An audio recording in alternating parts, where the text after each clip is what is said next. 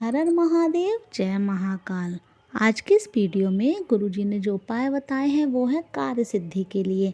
यदि आपका कार्य कोई सिद्ध नहीं हो पा रहा है और उसे करते करते आपको बहुत टाइम हो गया है, लेकिन वो कार्य आपका पूरा नहीं हो पा रहा है, कोई विशेष मनोकामना है जो आपकी पूरी नहीं हो पा रही है, आप बहुत प्रयास कर रहे हैं लेकिन आपका वो कार्य पूरा नहीं हो रहा है, तो इस उपाय को आप अवश्य कीजिए। गुरुजी ने कहा है ये उपाय इतना खास है और सिर्फ एक बार ही ये उपाय करना है। ये उपाय आपको बार बार नहीं करना, सिर्फ एक बार करना है। और यदि आपको जिस कार्य में सफलता नहीं मिल रही है उस कार्य में आपको अवश्य सफलता मिलेगी इस उपाय को करने के बाद। गुरुजी ने इस उपाय के लिए सामग्री जो बताई है वो है 1 लोटा जल। आपको अपने किचन से जल भरना है। गुरुजी ने कहा है जब भी आप उपाय करें या मंदिर में जल चढ़ाने जाएं तो आपको अपने किचन से ही जल भरना है।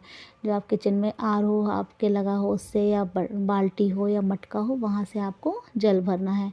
क्योंकि जो किचन में जल रखा होता है उसमें पितरों का वास माना जाता है, तो आपको वहीं से जल भर लेना है। 1 लोटा जल ले लेना है तांबे के लोटे में। 5 बेलपत्र लेनी है। बेलपत्र ध्यान रखिए बिल्कुल कटी फटी ना हो, यानी खंडित बेलपत्र ना हो, बिल्कुल साफ स्वच्छ बेलपत्र होनी चाहिए। 5 बेलपत्र लेनी है। आपको थोड़ा सा शहद लेना है और थोड़ा सा गाय का कच्चा दूध। आपको क्या क्या लेना है? 1 लोटा जल, 5 बेलपत्र, थोड़ा सा शहद और थोड़ा गाय का कच्चा दूध। जो आप बेलपत्र लें, ध्यान रखें बेलपत्र की जो डंडी होती है, बेलपत्र की डंडी में जो छोटी सी एक गांठ होती है नीचे, जब आप तोड़ते हैं तो उसी जगह एक छोटी सी गांठ होती है, उस गांठ को तोड़कर ही बेलपत्र आप शिवलिंग में समर्पित किया करें। तो आपने ये सामग्री ले ली। उसके बाद आपको जाना है शिव मंदिर और वहाँ जाकर आपको उत्तर दिशा की तरफ आसन लगाकर बैठना है। और सबसे पहले उत्तर दिशा की तरफ अपना मुख कर लीजिए और फिर जो आप जल लेकर गए हैं उस जल को आपको शिवलिंग के ऊपर काशी विश्वनाथ महादेव के नाम से समर्पित करना है। ध्यान रखिए वो जो जल है आपको काशी विश्वनाथ भगवान के नाम से समर्पित कर देना है शिवलिंग के ऊपर। शिवलिंग के ऊपर आपने जल समर्पित कर दिया। उसके बाद जो आपने 5 बेलपत्र ली हैं उनमें 1 बेलपत्र लेना है। तो बेलपत्र जो आप लेंगे, एक तरफ चिकना हिस्सा होता है बेलपत्र और दूसरी तरफ खुरदरा होता है बेलपत्र। तो जिधर की तरफ चिकना हिस्सा होता है, चिकनी तरफ जो चिकनी पत्तियां हैं, तो उधर की तरफ आपको तीनों पत्तियों पर एक एक बिंदी शहद की लगानी है। ध्यान रखिए जो बेलपत्र की चिकनी साइड वाली जो पत्तियां हैं उधर तो आपको तीनों पत्तियों पर शहद लगा देना है, एक एक बिंदी शहद की लगा देनी है। और बेलपत्र की जो उल्टी तरफ यानी जो खुरदरा हिस्सा होता है वहाँ एक एक बिंदी आपको दूध की तीनों पत्तियों पर लगा देनी है। आपको जो चिकनी साइड वाला हिस्सा होता है वहाँ शहद लगाना है तीनों पत्तियों पर एक एक बिंदी, और उल्टी तरफ पत्तियों पर आपको दूध की एक एक बिंदी लगा देनी है।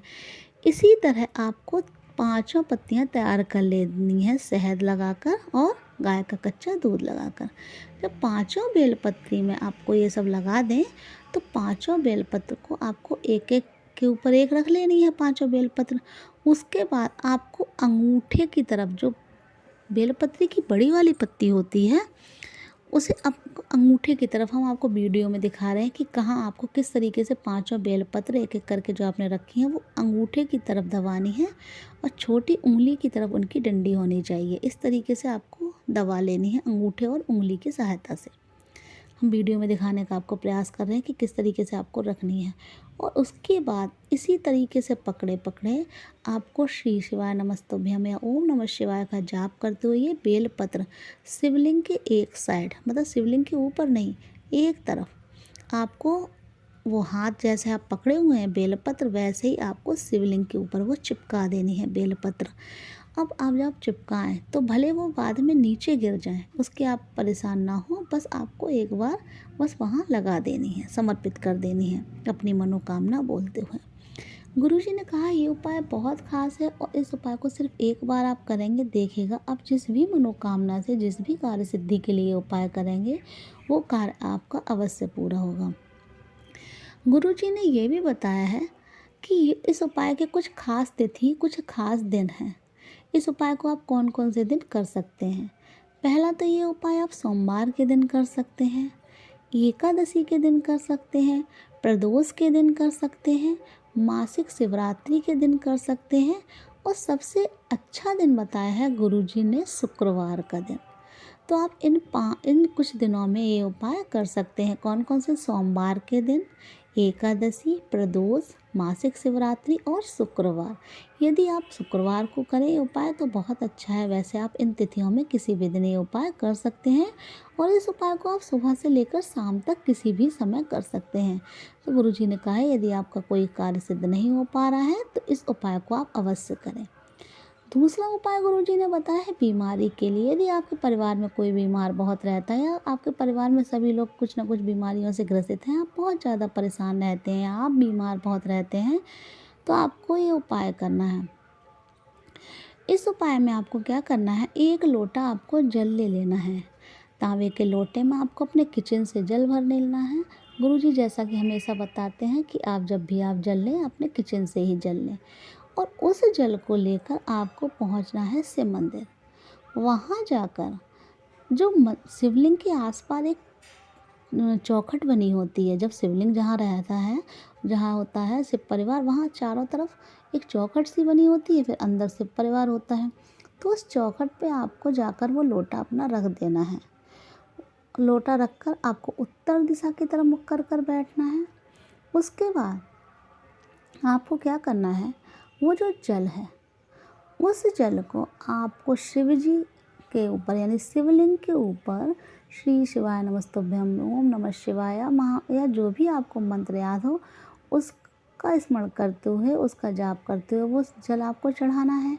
और उस लोटे में आपको जो भी जितना ज़्यादा से ज़्यादा जल हो सके वो आपको झेल लेना है, यानी ले लेना है। जितना भी हो सके वो जल आपको ले लेना है। उस जल को लेने के बाद उस लोटे को आपको अपने पास वहीं चौखट पे फिर रख लेना है और रखने के बाद वहीं बैठ जाना है आसन लगाकर और 108 बार महामृत्युंजय मंत्र का जाप करना है। ध्यान रखिए, आपको 108 बार महामृत्युंजय मंत्र का जाप करना है वहीं बैठकर जल के पास। और वो जो जल का लोटा है जिसमें आपने जल लिया है वो जल आपको वहीं रख लेना है अपने पास और वहीं आसन लगाकर बैठ जाइए और लगातार आपको वो मंत्र जाप करते रहना है। और उसके बाद इस उपाय को कर जब आपने कर लें उसके बाद आपको क्या करना है, जो आपने लोटा जो आपने लिया है उसे अपने घर ले आना है। आपको सबको अपना नाम और गोत्र बोलकर आचमन करा देना है।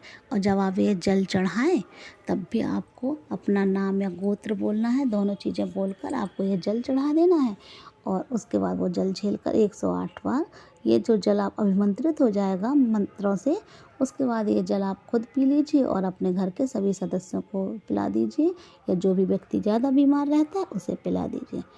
गुरुजी ने इसका जो दिन बताया है वो है शुक्रवार के दिन। इस उपाय को आप शुक्रवार के दिन कर सकते हैं। तो आप इन उपाय में से कोई सा भी उपाय कीजिए जो भी आपकी ज़रूरत हो। यदि आपको वीडियो अच्छी लगी है तो प्लीज़ वीडियो को लाइक कीजिए और चैनल को सब्सक्राइब करके कमेंट बॉक्स में हर हर महादेव अवश्य लिखिए।